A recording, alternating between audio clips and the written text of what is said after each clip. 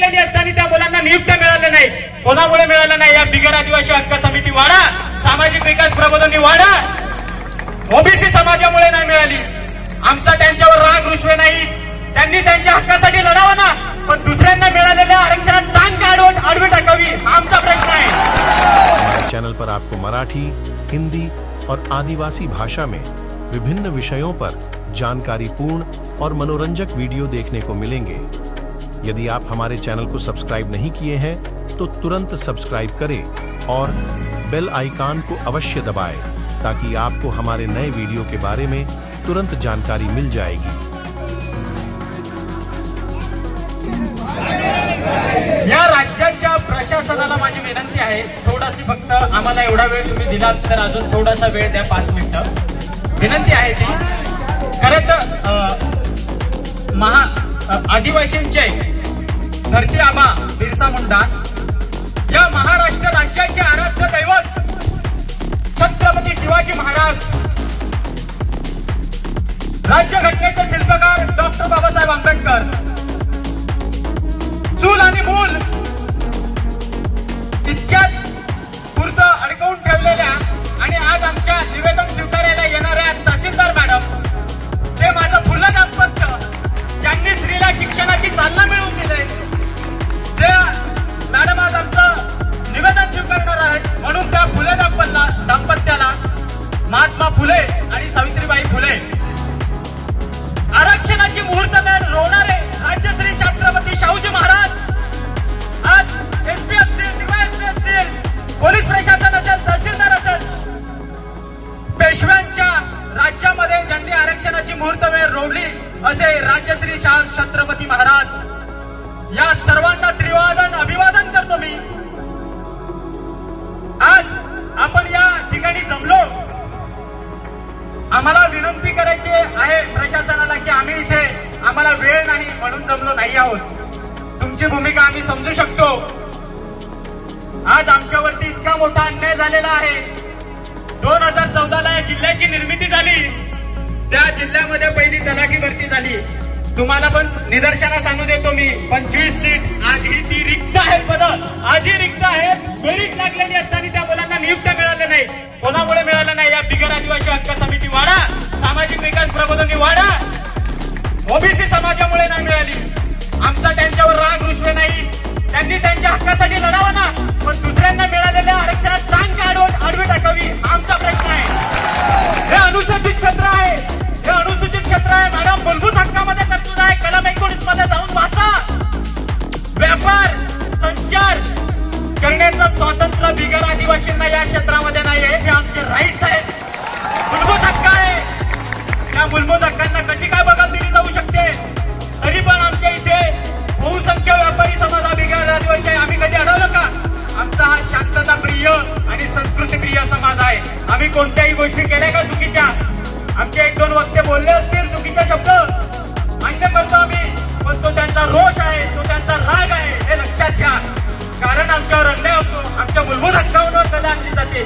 तुम्हीच सांगता संविधानाची पायमल्ली झाली नाही पाहिजे, पण त्या संविधानाच्या तरतुदींचं पण उल्लंघन झालं नाही पाहिजे तुमच्याकडून, आणि सर्रासपणे होतं. या भानुदास पालव्यांनी जे उल्लंघन केलं ते काय केलंय? तुम्ही अॅट्रॉसिटी दाखल करणार आहात का? तुम्ही अॅट्रॉसिटी प्रशासन, आज पोलीस प्रशासन आहे, आम्ही आज निवेदन देतो, तुम्ही अॅट्रॉसिटी दाखल करणार का भानुदास पालव्यांवर? कारण त्यांनी 5 ऑक्टोबर पर्यंत भरती प्रक्रिया करायची होती, त्यांनी मुलांना योग्य संदेश दिला नाही. आज तुम्ही ज्या पद्धतीने म्हणता की 6 वाजता बंद करायचा नव्हता, 10 वाजता बंद होणार होतं, तुम्ही जसे सांगता की कोऑपरेट करा, त्यावेळी आम्हाला प्रशासनाने कोऑपरेट केलं का? केलं का? काय केलं ना? ही सुरुवात प्रशासनापासून होते. आज माझ्या हातात हे पत्र आहे, तुम्ही बघू शकता, सामान्य प्रशासन विभागाचं पत्र. हे पत्र रातीसूत बदललं गेलेलं आहे, रातीसूत.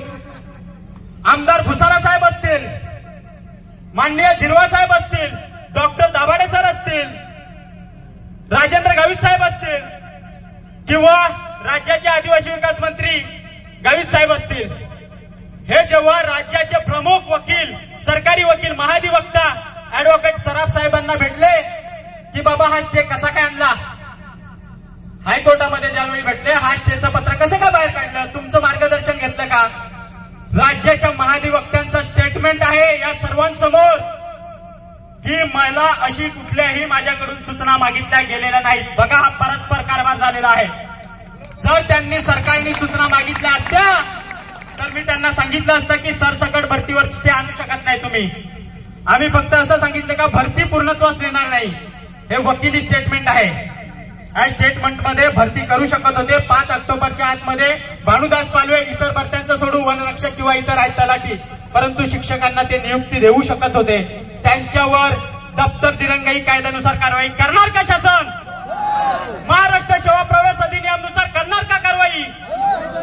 म्हणजे हे कायदे फक्त काय आदिवासीलाच लागू आहेत का? सामान्य जनतेला लागू आहेत का? IAS लोकांना लागू नाही का? ह्या गोष्टी अत्यंत चुकीचीपणे घडतायत. आम्हाला पण कायदे कळायला लागलेत. आदिवासी शिकलाय म्हणून आज इथे उभा आहोत. आदिवासी शिकलाय, पुस्तकं शिकलाय, संविधान काय आहे हे माहिती आहे म्हणून इथे रस्त्यावर उभे आहोत. आम्हाला त्याच मूलभूत हक्कांमध्ये निशस्त्र जमण्याचे अधिकार आहेत. आम्ही शस्त्र घेऊन आलोत का इथे? आलोत ना. निशस्त्र जमण्याचे आम्हाला अधिकार आहेत आणि आम्हाला भाषण स्वातंत्र्य आणि विचार स्वातंत्र्य मांडण्याचे पण अधिकार आहेत. हे मूलभूत हक्कात आहेत. मला सांगा, आज लहान मुलं शिक्षणापासून वंचित राहत आहेत. शिक्षण हा मूलभूत हक्क कलम 21A मध्ये नमूद आहे. मग त्यांना मूलभूत हक्कापासून वंचित ठेवता. तहसीलदार मॅडम असतील, पोलीस प्रशासन, तुम्ही आम्हाला 17 वेळा उठायला सांगता. या मूलभूत हक्कांची पायमल्ली होते हे सरकारला सांगणार का तुम्ही? आमचं शिष्टमंडळ नाही सीएम कडे, शिंदेकडे. सामान्य प्रशासन विभाग माननीय मुख्यमंत्री शिंदे साहेबांच्या हातात आहे. त्यांनी तर ऍडव्होकेट सराफांशी सल्ला मसलत केला नव्हता. मग चुकीचं पत्र बाहेर कसं काय आलं? आणि विशेष म्हणजे 13 तारखेला सुनावणी झाली. त्या पद्धतीचं जजमेंट यायला सुप्रीम कोर्टामधून 5 दिवस लागले. त्या 5 दिवसाच्या आधी यांनी पत्र कसं काय बनवलं? सीएमवर गुन्हा दाखल करणार का? सीएमवर गुन्हा दाखल करणार का? सीएम म्हणजे काय सर्वेसर्वा आहे का? तुटपुंजे बिगर आदिवासी लोक तिकडे जातात. आमचं पण शिष्टमंडळ बोलवायचं ना तिथे. आम्हाला विचारून घ्यायचे होते निर्णय. आमचा बॅकलॉग एवढ्या मोठ्या प्रमाणात आहे. राज्य उत्पादन शुल्क विभागाची, गृह विभागाची राज्य उत्पादन शुल्क, दारू खातं, त्याची जाहिरात बघा. तिथे फक्त आम्हाला 7.5% आरक्षण आहे. अरे ऑल ओव्हर महाराष्ट्रामध्ये 658 जागा आहेत. त्या जागेमध्ये 60% किती रिझर्वेशन भेटायला पाहिजे? 35 ते 40 जागा. तिथे आम्हाला जागा 3 आहेत अख्ख्या महाराष्ट्रात. अरे अन्याय करताय ना तुम्ही. सामान्य प्रशासन विभागाची बिंदू नामावली चुकीची आहे. आम्हाला उत्तर देता आलं नाही त्यांना. आम्ही ज्यावेळी विधानसभेमध्ये झिरवाळ साहेबांच्या अध्यक्षतेखाली मीटिंग केली, कॅबिनेट मंत्री गावित साहेब नाही मित्रांनो, तुम्हाला मंत्रालयावरती धडक द्यावी लागणार, यांना नाचवावं लागणार. कारण जर जाब विचारला नाही आपण दबावगट समाजाचा निर्माण केला नाही तर आज 3 जागा भेटतात, उद्या 1 पण नसेल. ठाणे जिल्ह्याची निर्मिती झाल्यानंतर तिथे सगळे शिक्षक अतिरिक्त ठरवले आहेत. विचार करा, आज 22% आरक्षण आहे. हे पिटिशन मध्ये आहे, मी बोलत काही नाही. सामाजिक विकास प्रबोधनी काय म्हणते की यांना 60% आरक्षण द्या, 22% पण नको. हे बिगर आदिवासी लोकांची मागणी अशी आहे. आपल्याशी गोड बोलतात आणि फाटीत खंजीर खुपसतात. तुम्ही तुमचे हक्क मागा, तुम्हाला ते अधिकार आहे. पण अशा पद्धतीने एखाद्या समाजाच्या आरक्षणावर गदा आणत असाल तर गाठ आमच्याशी आहे. आम्हाला पण लढता येतं. तुमचा पैसा मोठा असेल तर आमची रस्त्यावरची लढाई मोठी असेल. या जंगल जमिनीचं अस्तित्व आमच्यामुळे आहे. आमच्या जागा हडप केलेल्या आहेत. 2012चा शासन निर्णय आहे. किती तहसीलदार प्रांतांनी आदिवासींच्या जागा परत केला? हे तर तहसीलदारांवरती गुन्हे दाखवायला पाहिजे शासन निर्णयाचं उल्लंघन म्हणून. कलम 36A आज आमच्या आदिवासींच्या सातबाऱ्यावर आहे, तरी रिडेव्हलपमेंटला टाकताय तुम्ही. या इथे आराखडा बनवलाय. अरे कोणाला विचारून बनवला तो? कोणाची जागा आहे? अनुसूचित क्षेत्रात ग्रामसभेला अधिकार आहे. ही नगरपंचायत अनलिगल आहे, अनलिगल. अनुसूचित क्षेत्रामध्ये नगरपंचायत स्थापन करता येत नाही आणि ती स्थापन करायची असेल तर केंद्रात पहिला कायदा बनवावा लागेल, तरच स्थापन करता येते. तुम्हाला किती मोठा अन्याय होतो बघा. इथे 17 नगरसेवक आहेत, त्याच्यातले 14 नगरसेवक आदिवासी आहेत. तुमची आदिवासी समाजाची मेजॉरिटी असताना बिगर आदिवासीचा नगराध्यक्ष बसतो कसा? तुमच्या स्वाभिमान गहाण ठेवलाय तुम्ही. स्वाभिमान गहाण ठेवलाय. आदिवासी वाचला पाहिजे. म्हणजे लक्षात घ्या, ज्या दिवशी तुमचं आरक्षण जाणार त्या दिवशी तुटपुंजे लोक तुमचं नेतृत्व करणार. आणि झालेली परिस्थिती ती. आता तुम्हाला इथे सगळा युवक समाज आहे, सगळा युवा आहे, हा युवा शिक्षित आहे, तुम्हाला समजलं पाहिजे. मतदान तुम्ही विकलं तर तुम्हाला याच परिस्थितीला सामोरं जावं लागेल. त्यामुळे मतदान विकू नका. लोकशाही या देशामध्ये आहे ना, तर लोकशाही, खरी लोकशाही काय असते ती तुम्ही दाखवून द्या. पैशा पुढे चांगलं नेतृत्व निर्माण करा आणि त्यांना विजयी करा, त्यांच्या मानगुटीवर बसा. आज पेशा कायद्यामध्ये स्पष्ट तरतूद आहे की अनुसूचित क्षेत्रामधील प्रशासनासंबंधी कायदा बनवण्याचा अधिकार विधानमंडळाला दिलाय आणि तो पण 6 शेड्यूल नुसार दिलाय. 6व्या अनुसूचीनुसार. 5व्याचा विषय सोडू आपण, आपल्याला 5वी लागू आहे. पण नोकरी संबंधी, प्रशासनासंबंधी कायदा बनवण्याचा अधिकार विधिमंडळाला दिलेला आहे. आजपर्यंत का बनवला नाही? मग आता पण आपण 25 नाही तर 27 आमदार आपले कार्यरत आहेत. 25 रिझर्व आहेत, एक ओपन सीटवर आलेला आहे भीमराव केराम साहेब आणि 27वे आमदार आहेत ते विधान परिषदेचे आमदार आमशादादा पाडवी. या महाराष्ट्रामध्ये 65 मतदारसंघ असे आहेत का तिथे आदिवासी मतदार ठरवेल कोण आमदार होणार. आपण सरकार पाडू शकतो मित्रांनो, पण आपल्यात हे संघटितपणा असला पाहिजे. आपण पक्षापार्ट्या विसरल्या पाहिजेत आणि समाजाच्या हितासाठी कधी आपण संघटित राहिलं पाहिजे. सांगायचा मूळ मुद्दा आहे, उशीर खूप झालेला आहे. तुम्ही इथे आलात, तुमच्यामध्ये जी अस्तित्वाची लढाई निर्माण करण्याची ताकद इथे ज्वाला पेटलेली आहे ती अशीच ठेवत ठेवा. कधीही हा संघर्ष भिजू देऊ नका आणि भिजला तर आपण सगळेच भिजून जाऊ, हे कायम लक्षात ठेवा. इथले असतील कोणी नेतृत्व तर त्या बिगर आदिवासी समाजाला माझं ठाम मत आहे आणि तुम्हालाही सुद्धा सांगणं आहे की तुम्ही मतं मागायला पण आमच्या घरात यायचं नाही, मग आमच्या गावात घुसायचं नाही, बिगर आदिवासीने घुसायचं नाही. म्हणजे नगरपंचायतची जी परिस्थिती मी सांगितली की इथं तुम्हाला पद मिळतं तर ते चालतं, पण आदिवासींना नोकरी भेटते तर ती चालत नाही. म्हणजे इथं तुमच्या हिताचा निर्णय आहे तर तो चालतो. आदिवासी उपयोजनेचा निधी येतो, हे रस्ते आदिवासी उपयोजनेच्या निधीतून चालतात, त्याचा ठेका तुम्हाला चालतो. पण आदिवासींना नोकरीचं आरक्षण दिलं तर ते चालत नाही. म्हणजे सोयीस्कर भूमिका मांडायची का तुम्ही? आज तोच आदिवासींचा पैसा आपल्या विरोधात कोर्टात वापरला जातोय. कुंभकोणी सारखे वकील लावतात. आंध्र प्रदेशच्या केसमध्ये ज्यांनी केस विरोधी पक्षांनी लढवली सरकारच्या विरोधात, झारखंडमध्ये ते वकील हे लावतात. हा पैसा आला कुठून रे? आला कुठून? आमच्याच आदिवासींचा निधी आहे हा. आमच्याच आदिवासींचा निधी आमच्याच विरोधात वापरत आहेत, हे तुम्हाला समजलं पाहिजे. आपल्याच लोकांनी या ठिकाणी मोर्चे होतात, ज्यावेळी या ठिकाणी मोर्चे होतात कोणत्याही पक्ष पार्टीचा संघटनेचा असं नेतृत्व कोण करतो?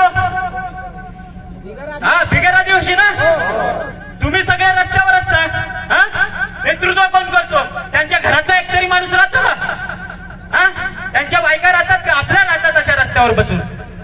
हे थनकावून सांगा ना त्यांना. आमच्या हक्कावर कशाला कथा आणता? हे आपल्याला समजलं पाहिजे. आपण संविधानिकच लढाई लढू, आपल्याला असंविधानिक मार्गाने कधीच जायचं नाही. पण हा रोष आहे आमच्या मनात, आम्हाला हे कळतंय आणि आम्हाला समजायला लागलंय. हे आम्हाला ठोसपणे इथे सांगायचं आहे, म्हणून हे बोलतोय मी. बराच वेळ झाला, आपले सगळे बांधव उपस्थित इथे आहेत, त्या सर्वांना मानाचा जोहार देतो मी. ही आग अशीच कायम तेवत राहिली पाहिजे आणि सदैव आपण असेच संघटित राहिलो पाहिजे. फक्त अर्धा दिवस इथे आलोय आपण, असेच पुढे पण कायम संघटित राहू असा मी विश्वास आहे मला. आणि या विश्वासाचाच, कारण मला पण माहिती आहे जरी बसलेले असते लोक बोलायला लावतात माणसं, परंतु आपण सर्वांचं म्हणजे समजून घ्यावं की ऊन पण आहे आणि आजच नाही लढायचं आहे. तर हा संघर्ष आपल्याला जिल्हा गल्ली ते दिल्लीपर्यंत न्यायचा आहे आणि तिथून आपल्याला आपले हक्क मागायचे आहेत. आमच्यासाठी कायदा बना. कोर्ट काय निर्णय देईल ते मला माहिती नाही. याच्यामध्ये आता थोडक्यात सांगतो की जरी कोर्टाचा निर्णय विरोधात गेलो तरी संसदेला आणि विधानसभेला अधिकार असतात, ते वेगळ्या प्रकारचा कायदा बनवून आपल्याला संरक्षण देऊ शकतात. म्हणून हे रस्त्यावरची लढाई लढायची आहे, कोर्टाची लढूच आपण पण आता मागे फिरायचं नाही. पोलीस स्टेशन म्हणजे काय आपण लगेच घाबरतो, अरे पोलीस स्टेशनला जायचं काय, भानगड मिटवायची. हे तंटामुक्तीला अधिकार आहे. पेसागाव आहेत ना तुमचे राईट्स, पहिले तुम्हाला आहेत, तिथे पोलीस इंटरफेअर करू शकत नाही. कायदा ते मी काहीच बोलत नाही आता. हे कायद्यामध्ये आहे, हे आपले ग्रामसभेचे राईट्स आहेत आणि हे कायदे बनवून घेण्यासाठी आपल्याला गल्ली ते दिल्ली हादरवावं लागेल. त्याच वेळी आपल्याला हे सगळं मिळणार आहे. थांबतो. जोहार, जिंदाबाद. एक तीर एक कमान, आदिवासी एकता जिंदाबाद, आदिवासी एकता जिंदाबाद.